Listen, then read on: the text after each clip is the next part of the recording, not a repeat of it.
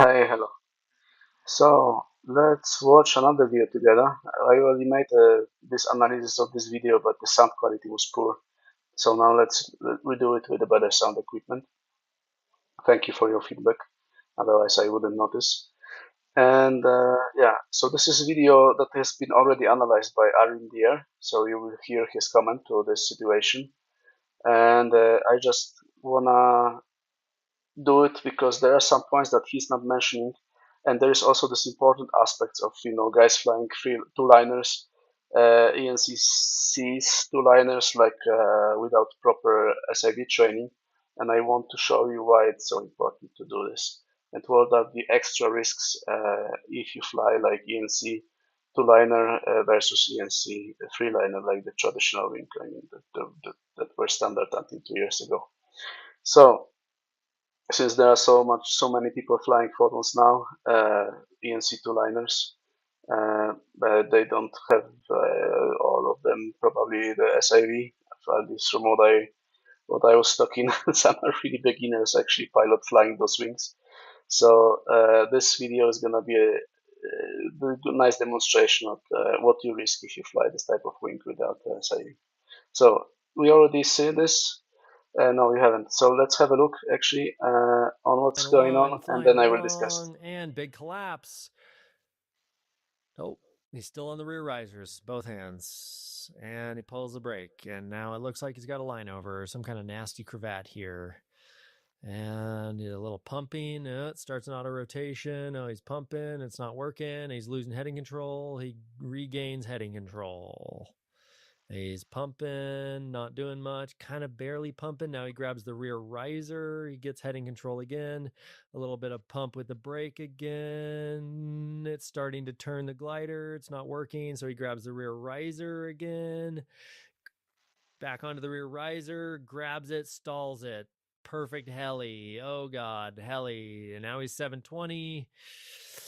Cravat's still in there. Glider's still stalled. Lets it shoot. Now it's flying forward. Now it's auto rotating, auto rotating, auto rotating, auto rotating, auto rotating, auto rotating. Reserve is out and reserve is open. And he's going to pull in the glider. Holy shit. Paragliding is crazy and it's so dangerous and it can totally kill you and it's the most incredible sport ever. So let's. I love this guy. I love Arindier. He has a very nice channel, also analyzing a lot of events, like this incidents like this in paragliding recently. So I invite you to visit his channel. I put the link in the description. The only thing that is actually, I mean, there are some other points here in this video, but the only thing that he's not, let's say, that he's not stressing enough, in my opinion, is that he's he makes an impression that you can actually watch this video, understand what has happened, understand his explanation, and this will make you a better pilot. And this is in contrast to what I believe, and I believe that if you just watch a video like this, it brings you nothing. You have to go to SIV, train it, because the moment when the shit hits the fan, you lose all of your intelligence and all your knowledge, and the only thing that stays is your reptilian brain with the reflexes you have trained in SIV or not, basically. So this is at least my belief. So now let's have a detailed look on the situation, and then maybe we will already see what makes this ENC two liners more difficult to fly than other wings. So Flying along.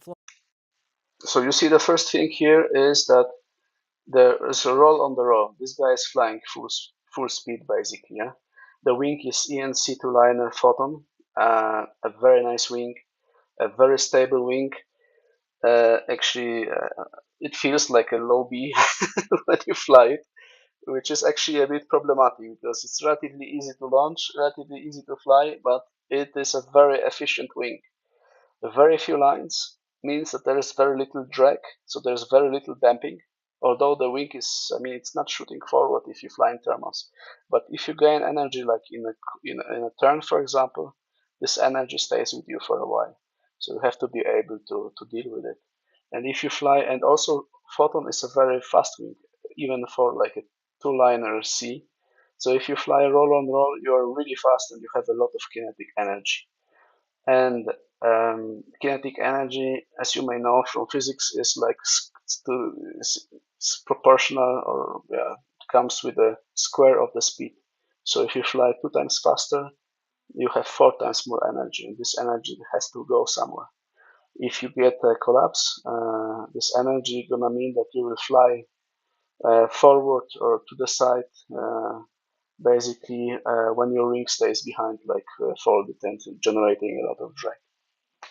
So this is, and the other point is that in C2 liner you fly a lot with hands on the B risers, and this also makes flying with the full speed more kind of like easy to do, because you are always having pulling a little bit the bees, so you are removing a little bit of the speed. So yeah, basically you always have some speed pressed, and just because it's a normal situation, even if not really flying like accelerated, because you press a little bit of speed and then you pull risers and de-risers, and then actually you are like in normal flight configuration.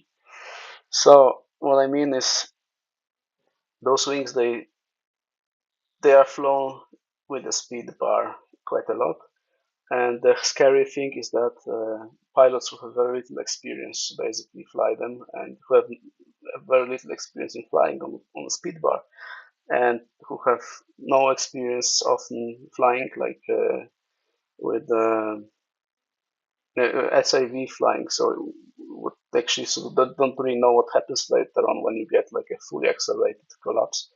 They fly those wings, and then if shit happens, then something like you see here may come, may happen to you too, if you don't have these basics. So basically, no. Flying So we are along, fully and accelerated. He gets this collapse here. Almost, it starts in the front, basically, like in the middle, and then somehow the side goes. So it's pretty deep, and now you actually see it's very energetic. The wing stays far behind. The pilot is being thrown in the front. His good reaction is, you already see it, he already released the speed bar, so he has this basic very good reaction to do this. It's not obvious, because if you get stressed like this, you may actually keep the speed bar. So the first reaction is very good. And now let's watch what happens with the wing. So the two liners have this property that they have few lines, so there's a lot of space between the lines. So the chance of the wing going through the lines, between the lines, is much higher than in a free liner wing. And since he was flying very fast, there's a lot of now the lot of relative wind due to the speed that's pushing the wing through the lines. So actually, the faster you fly, the more you press the speed bar, the more the consequences of a collapse at higher speeds, they are always going to be more severe due to those two elements. You have more energy, and there's more wind like pushing your wing somewhere, in this case between the lines.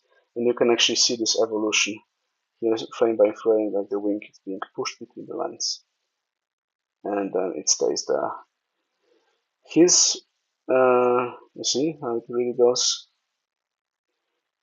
and it stays there. So basically, now what would happen is that the wing is, so it's staying behind, and now it starts to shoot forward. You see it? Now the wing is shooting forward, and this is the moment where typically the wing would go in a spiral dive, but this cravat is so big actually that there's no this that if that the cravat would be somewhere here, there would be a lot of lever. Like here would be drag and on the side, and it would pull him to the side if he wouldn't react, if he wouldn't break the other side, and he's not breaking the other side. But maybe he's also not breaking because he's not pulling him to the side. The reason for that is that this collapse is so big. I mean, this cravat is so big that actually it pulls you actually less to the side because there's nothing to pull. You don't have the wing, and the drag is over your head and not to the side. So this is actually a pretty nasty cravat, but in the sense good because it's not pulling him into out rotation direct. But later on this will happen due to his piloting errors. So now we have a cravat like this, and by the book, if you don't have wing to brake, uh, pulling the brake on this side of the wing makes no sense because there's no wing to pull. So you actually, by the book, what you do now is you stall the wing. So you brake both sides. I mean, this won't work because there's nothing, and you broke the other side a little bit. With the drag here, the wing will stall. You go into flyback, the wind, you fly backwards. Basically, the wind is coming from the rear to the front, and this will push your cravat out of the lines. Theory. If it goes really between the lines, then it's gonna be much more tricky, and this may need some work on this during this flying back. Of course, this is only something you can do if you have a lot of altitude. This guy here is pretty high, so if he would be proficient with SIV and also with stalls, full stalls, backfly, then he would actually be doing this probably. But since he isn't, he is starting to pull the brake. Oh, No, he's not pulling the brake, he's pulling the rear risers. So this is another trick that if you fly on those wings, you fly a lot between rear risers. I mean normal configuration when you fly. You fly rear risers and brakes. Of course, you don't use brakes with the speed in those wings. So once you touch the speed, you go on the rear risers, and basically in a situation like this, you have to now move to the brakes. At least this is according. I'm not a SIV trainer, but according to the SIVs I did, and the last one was like 3 years ago, so a little bit before the big popularity of those two liners C started. Maybe it has changed, but at least the way I was doing all SIV maneuvers was with the brakes and not with the rear risers. So my learned reaction is whenever something strange happens, I switch to the brakes immediately. And but this is confusing in general. Not this guy. This guy is confused here, but in general, it's confusing because you're constantly being switching like between brakes and the rear risers. And if you fly like a two-liner wing, so this adds another level of complexity to your flying. And you can see it here. So he's trying to do something with he's still on these the rear risers, both risers, hands. and now brakes. And now this braking action of his wasn't actually good by the book, because by the book you weight shift to the other side, to the open side. In this case, that would be the right side. And once you put your weight shift on the open side, then you really push the brake really low, and you keep it there until you see some reaction basically of the wind. This is basically like the spin entry, this maneuver. And then once the wings reacts, I mean reacting means it starts to spin, then you remove your hand immediately and you catch the shooting forward. So this is basically what happens, what you have to train on SIV. If you don't train, you won't do it properly in a situation like this, in the stressful situation. But we said with a huge cravat like this, there's no reason to do this. Basically, this is by the book, but still he did some braking action.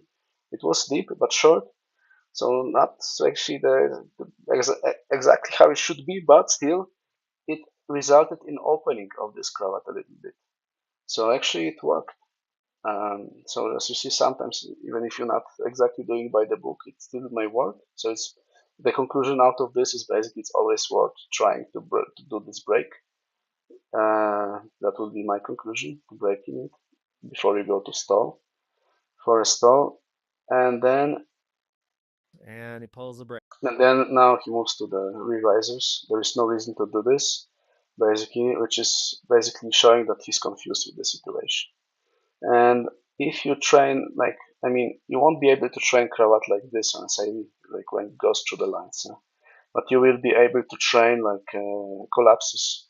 And of course, the other problem with two-liners is that if you take this two-liner to the SIV, in order to be able to train collapses, you need to install this folding lines. So you need to install additional lines basically, because you cannot induce collapse like on a two-liner. Basically, is the problem. I mean, I've seen some SIV where they were doing like huge pitch movements and then the wing was collapsing, but on a video, yeah. But basically, that this is some other configuration a little bit. You won't be able to do this like on full speed. So basically, the other problem flying this type of wing is you should have another freeliner C, actually like a higher C here. So even delta wouldn't be enough to probably to wouldn't be really corresponding. Something like mantra maybe would be corresponding to this type of dynamics and efficiency you have in this wing. Um, so you would have like a freeliner to do SIV to train this type of situations where you fly full speed and you pull the ace on this freeliner and you are inducing collapses like either asymmetric or symmetric collapses to train your reactions in the situation. Because if you just take your two-liner, you won't be able to train collapses, and you need to train collapses just to not be confused in a situation like this. So this is another element. And still, even if you're gonna train like this collapses, you won't have your hands on the rear risers, even if you train them on the freeliner, because you will pull. So basically, this adds another difficulty. It's flying a lot on the risers in with the two liner. So anyway, so here he's confused visibly, which indicates that he's not really well SIV trained, and he's switching between those brakes and e-risers, which is just the Break. And now it demonstration of looks his like he's got a confusion. line over, some kind of nasty cravat here. But the one very good thing that he's doing here, he's keeping the direction. So you see that even with this, even in the situation when you have a huge cravat, and now this cravat is not in the middle, it's a little bit to the side. So actually the, this pulling force, the force pulling you behind is a little bit to the side. So there's actually uh, I mean, because this force and the distance from the center is actually what's pulling you to the side. So the wind is actually pulling him more to the side now, but he's still keeping the direction. And this is very good. This is the most important part within the situation like this. You have the wing like this. So first you fly actually the wing and you fly away from the heel. You fly in the safe zone and then you take care of this because this is not so urgent situation because your wing is gonna fly. Of course, you cannot use brakes too much on the open side because it's easy to stall the wing. But the wing, even if you have like half of the wing left, it's still flying perfectly. Um, I mean, there are different configurations for cravats. You may have cravat that's gonna generate a lot of drag. So, and like for example, in this, it's not the middle, and you won't be able to fly straight without stalling the wing. This may happen, but still you're gonna be able to fly somehow. So this is the important part always to understand if you have a collapse. But understand means nothing. You have to train this. And so on the second. So now what he's And a doing little pump. again, now he's on the brake, doing this pumping, but this is not the right way of pumping again. So you can see on this channel there are some videos that actually showing you how to clear cravats by pumping and also freestyle on a two-liner. Pumping, it starts an auto rotation. Oh, he's pumping, it's not working. He's losing heading control. He regains heading control. It wasn't auto rotation. Well, anyway, this is not the point. So actually he's doing some chaotic actions here. And the problem his problem is that this wing is really entangled into the lines. And this is basically the big problem here. So it's not easy to clear this cravat. And this is the general difference between the two-liner and three-liner. In two-liner, you have less lines, so you have a much higher chance of getting the nasty cravat, where you need to use advanced cravat clearing techniques, which are like spin entry and full stall and backfly, basically, that follows. He's pumping, not doing much, kind of barely pumping. Now he grabs the rear riser. He gets heading control again. A little bit of pump with the brake again. It's starting to turn the. So you see a lot of confusion here. And actually, the point here is this, because I mean, it clearly shows that this guy has not much experience with this. But the important thing is to really concentrate on what you need, and you need to fly. Okay, if you're flying and you are high as this guy is, you may take a break. There is something like this 3 second rule in aviation, because your first reaction is gonna be the monkey brain. This instincts. There's no thinking in this. So there is this rule that if shit happens and you can afford, or before you take action, you wait 3 seconds basically. And this would be pretty good here because he would maybe stop and take a small break because he's flying, he's safe, he's high, and then maybe do something. But instead of this, he's doing this chaotic actions. Glider, it's not working, so he grabs the rear riser again. Back onto the. And that's the moment where he makes his big mistake. I mean, big mistake. What happened is he grabbed the spear risers and he pulled it really strongly. And you see the wing is deforming towards the rear, which indicates that he just stalled the side of the wing. And so this is what is actually happening here. So he's entering the spin, but he's doing this on the rear riser. And this is actually beyond my expertise because I've never stalled a wing on B risers like a two-liner. Something I would like to do. I will probably do next time I go to the lake. But yeah, but actually this is the way he's doing this. So he's spinning now, but he's doing this with the B, and this is not, this what he's doing now is not really like a deliberate thing. I imagine it's just trying different things in a short succession. So this is a little bit panicking. And, riser grabs it, stalls. and now you see he's spinning the wing. So one side is moving behind, the other is moving to the front. The wing is spinning now. And this is actually helpful because you see now the air is, so this part is moving behind and the wind is flowing from actually from the other direction. So the wind is coming from behind, and actually this is pulling this cravat. And this is actually what you should do, but you should do it with brake, and you shouldn't keep it for so long so that you're spinning because spinning may make you confused, and leaving the spinning is already a maneuver that needs like pretty that you need to know what to do because there is some risk involved in leaving the spinning, fully developed spin that he's unfortunately entering here. So actually what you really want to do is not really like spinning, but just go to the moment, to this moment.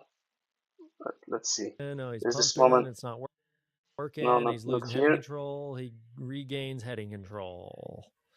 He's pumping, not doing much, kind of barely pumping. Now he grabs the rear riser. He gets heading control again. A little bit of pump with the brake again. It's starting to turn the glider. It's not working. So he grabs the rear riser again.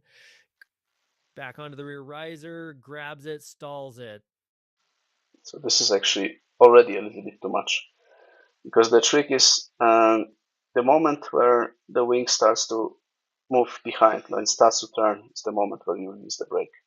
And actually, this is the moment where wind starts to move already from behind, and this may clear the cravat already.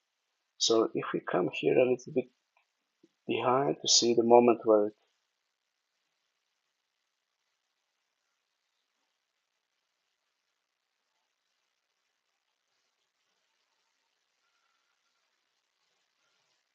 a little bit. Let's sorry for this, but if I use arrow, this is too much. Oh, but wait, this is no wait. Sorry, it was I misunderstood. It's no already. Onto the rear riser, It's here. Yeah, it's here the moment. It starts to move behind. And when it starts to move behind, you release. It's gonna shoot forward and then you catch it basically. But knowing this brings you nothing. You have to train it because it's so quick and you're under stress. So you won't be able to do this just by looking at this. So, but not with the B risers with the brake. Anyway, he's not doing this. grabs it, He's entering stalls full it. speed, Perfect and so now there's a lot of air moving from behind. heli. Oh God, heli. And now he's And this is very confusing, this turning, because if you turn like 3 times, yeah, you may get disorientated basically. because the movement is, I mean, we don't see it here, but in the, and there's also this cravat, so it's a little bit taking energy out of the thing due to the drag. But this movement is not just turning, actually, it's also a little bit shooting forward behind, so it's pretty complex movement, like in a spin. It may be confusing. 720. No, he spun the other side. Cravat's still in there. Glider's still stalled. Now he let it fly. Lets it shoot. Now it's flying forward. And now, yeah, and this is the moment, this is the critical moment here. So he actually, what has happened is, what he didn't, it would have happened at the very beginning, actually, this situation here. But it didn't because initially he had a very huge cravat. And now he has a small cravat on the side, so there's like this breaking far away from the center of the wing. So it's really pulling you into the turn.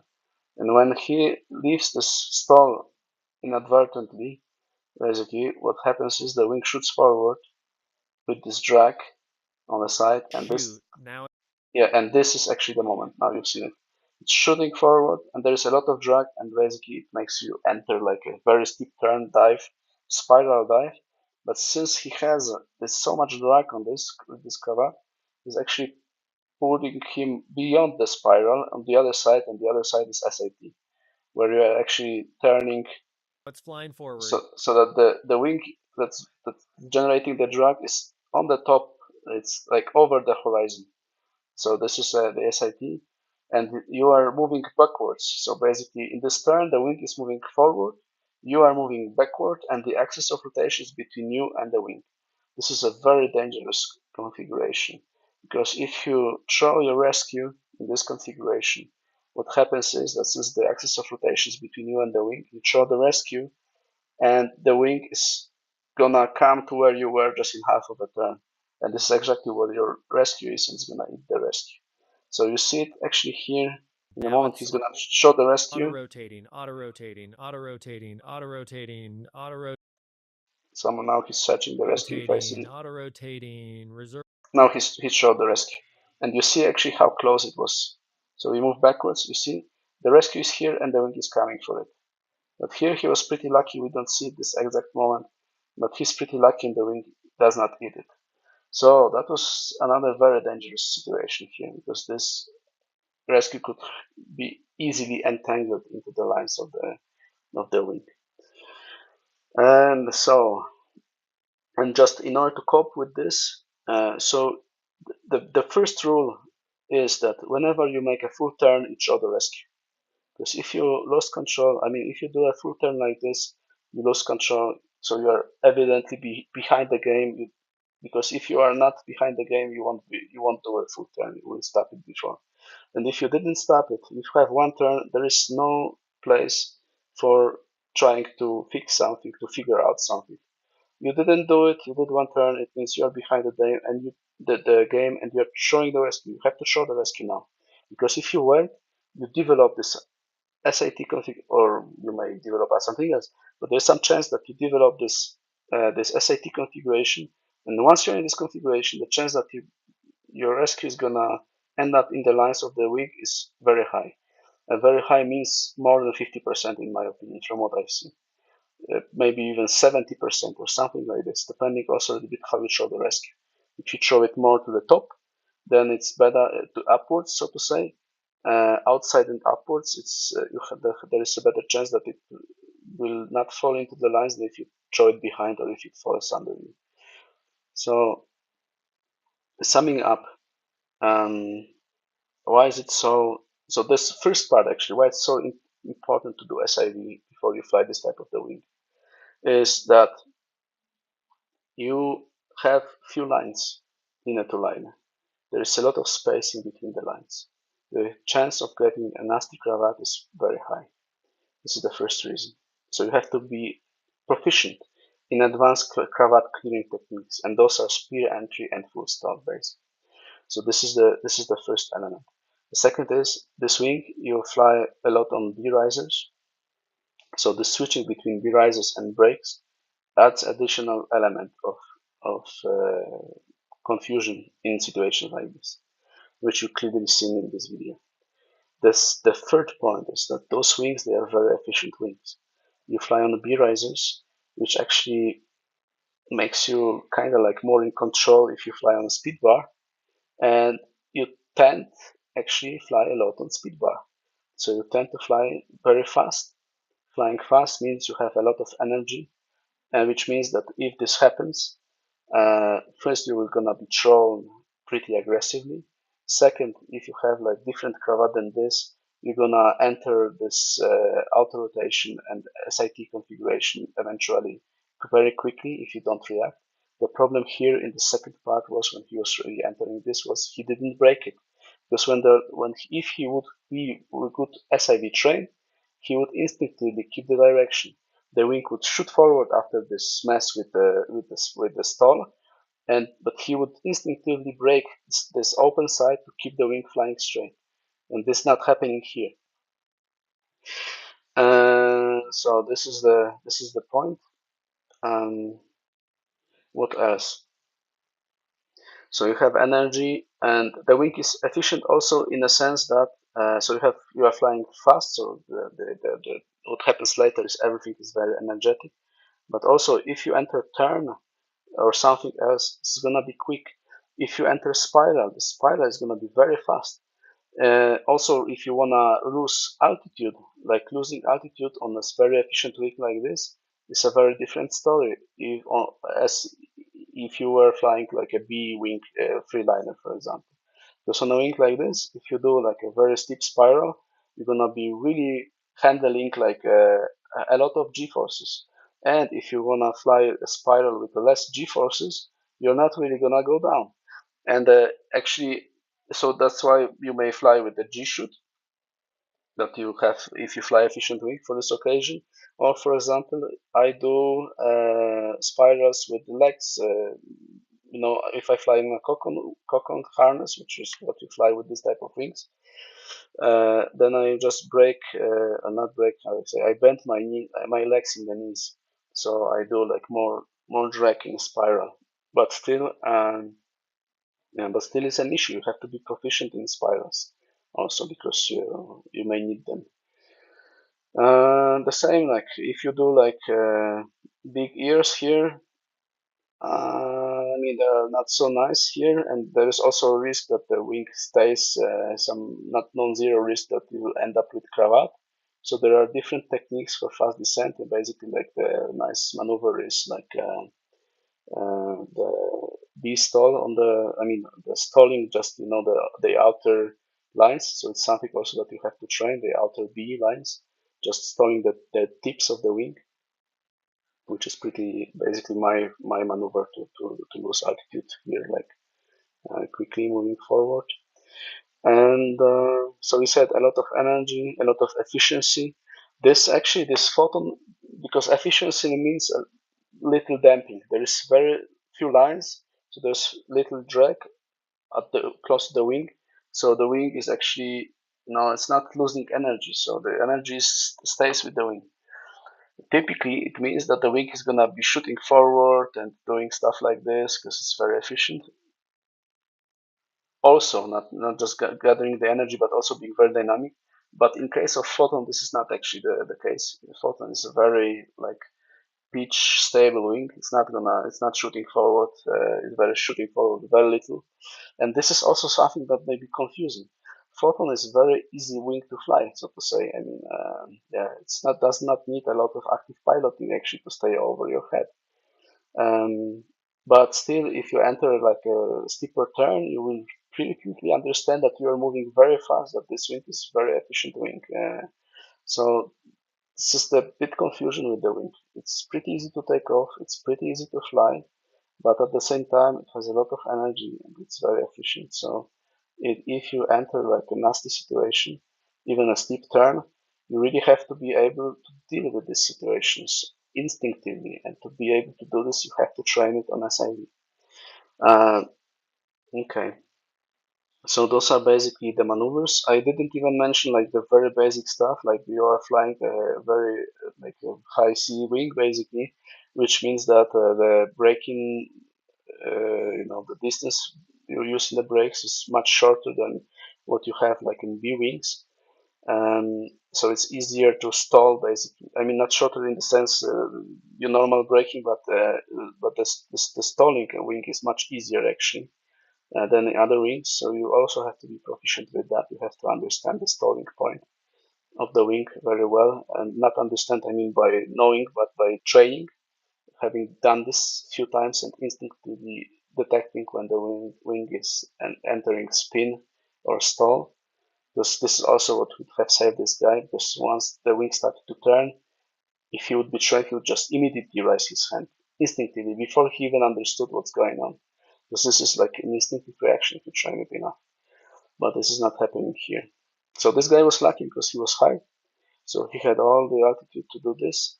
But if this happens to you, if you fly closer to the ground, you just show the reserve. You don't do this. And also, what I tell to guys who, because there are some fully untrained guys moving from Bs to like this two-liner Cs, and just don't fly accelerated. Because the behavior of the wing is very different if you fly without a speed bar pushed and if you fly with the speed bar pushed. And from my experience, and this is not with the Photon, not with this type of wing, but with other different wings, is that the limit is more or less around half bar. If you push the bar until 50%, more or less, the half, the change of the behavior is noticeable, but still not extreme. If you go over half a bar, this is a very different wing that you are flying. Um, so if you are not SIV trained, my advice, and you really for some reason want to fly like two-liner C, which you shouldn't do in my opinion, but still you cannot fly it. So don't fly fully accelerated because even not accelerated, this wing is more difficult to fly than a B wing or even like a delta, like a easy low C wing. And if you push the bar, then it's gonna be it's much more complicated to handle in situations like this. So this would be my thoughts on this SIV. So basically, if you do SIV, first thing that you're gonna learn is behavior like in the collapses. You're gonna train collapses. Because for this, you either have to install the folding lines, the wing, or you take a three-liner C, high C to train this. So the dynamic wing like this, efficient wing like this. In the Delta 4, for example, or other deltas, it's not exactly this type of wing. This would have to be something higher, which would be like a mantra, basically.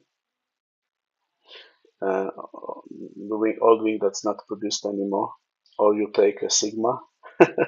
Yeah, if you really want to understand your limits, you take Sigma 10. I don't recommend, but just to gain some understanding how it can be.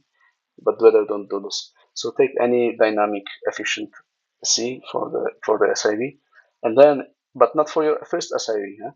For your first SIV, you go with low B wing, and you train the basics. And once you get proficient with basics, then you get some high B, and maybe later on some lower C, and then later on you get to this type of wings because this is pretty extreme to start SIV with this type of wings. So go with low B for your first SIV. And in the first SIV, you're gonna train like you're gonna induce collapses, non-accelerated, accelerated, and how to do with this. Like asymmetric collapse and frontals. So this is a very basic thing. And doing this, you already learn how to keep direction. So you would already avoid the situation that actually brought this guy to throw the rescue parachute, which was actually entering the auto rotation and SIT configuration. So this is something that you can do like after a few days of SIV, basically like the training is for 2-3 days. You already give you a good idea about what's going on. Also on SIV, pretty quickly you can learn the spin entry. So not spinning, but just entering the spin, and at the moment where it starts to spin, you release. And this would already teach you the detection of when you enter the spin and this reaction of moving your hand automatically, this reflex of moving your hand up as soon as the wing starts to spin. This is very important, not for this extreme situation, but also if you are thermaling and you may induce speed by flying very slowly in thermaling. Very important thing. And then, of course, You, I mean, this is a bit higher level, but at some point, in my opinion, you should do 200 stalls so that you understand actually the entering stall and you understand also how to peel cravat with the stall. But stall, I say 200 because stall is a maneuver that is pretty irregular, I would say. So if you do 50 and it works, it doesn't mean that you really mastered it, and you may still get surprised. So everyone says, and I agree, that 200 stalls is basically what you should do. And this gives you one thing, that gives you the tool to deal with cravats like this, because you may just fly backwards if you have the altitude. You may fly backwards and the air is gonna push the wing out of the lines, the front. So this is one thing. But the second big advantage of full stall is that whenever you get training this full stall at the very beginning, it's not gonna be nice and clean. So you may get into like twists, which lets you throw your reserve for a few times and be able to deal with the situation. It is very useful, and you've seen many situations like this from my initial progression on this channel. And then also, and the other element is that the wing, when it's going, when you're leaving the uh, stall and or fly back and basically backfly, and the wing starts to shoot forward, uh, from time to time you will get a cravat, which is gonna pull you to the side. And depending on if you do like low B, that's not gonna be so much the case. But if you go like high B and higher, then it's the case because it's gonna stay, and this the wing is gonna pull you to the side. It's very similar actually to leaving like the moment where where you are flying fast and you get a cravat and you get a collapse. The wing is staying behind, and then with this cravat shooting forward. It's actually what you've seen here when he entered this out rotation second time, and and this is actually the moment. So leaving the full stall with the or backfly with the cravat on the side is very close to the real situation because it's not something that you expect. So there's this element of surprise. There is this dynamic surge of the wing with the cravat, which basically, if you do nothing, it will really turn you a lot. So this is the moment where you instinctively learn how to keep the wing flying straight forward. It's very important here, which would have saved him like maybe during the rescue also. So this is basically the value you get from the SIV. This video got really long, but and I probably have missed some points. So you tell me in the comments. I hope the audio is gonna be nice, and I hope that you get aware that that the fact that you were flying high Bs for some time uh, it's not really without SIV and nothing has happened for some time. It's not really the reason to go for Photon or another two-liner because of the reasons. So I'm gonna repeat this because and I find it it's a bit crazy. People who fly this type of things without SIV, any SIV experience, I find it's just nuts. And yeah, so let me know what you think in the comments. See you watching another videos. If you haven't subscribed, and subscribe, and yeah, and go and see these videos from Ari in the air. They are pretty nice. But remember, just by watching those videos, you don't learn nothing that's of practical use in a situation like this. You really have to train. It has to enter your muscle memory so that you are scared, you are lost, you are confused. Well, actually, you're not. You're less confused if you train SIV a lot because then you instinctively understand actually what's by feeling you understand what's going on with the wing to some extent. But still, if you are confused or something, then you have this automatic reactions that may save your ass. I mean, here you are high and you can show the reserve, but still, but this guy got pretty lucky because his reserve in this configuration could have been eaten very easily by the wing in this SIT. So he waited a way too long to join his reserve. But if you are low, this SIV is easily the difference between you dying or getting seriously injured and a no even situation basically. Because this is how it is. If you are well trained, there are many situations that would put another pilots like in a very serious problem, and for you it's just nothing because You don't let the collapse happen. You don't let the surge happen. You don't let the turn happen. You don't let the auto rotation happen. There are many things that need just sometimes very little training, but so that you don't let it happen and you live to fly another day. And there are tons of examples in this channel, so just watch of them and then you will see. So thank you. Have a nice evening today, and see you watching our video together.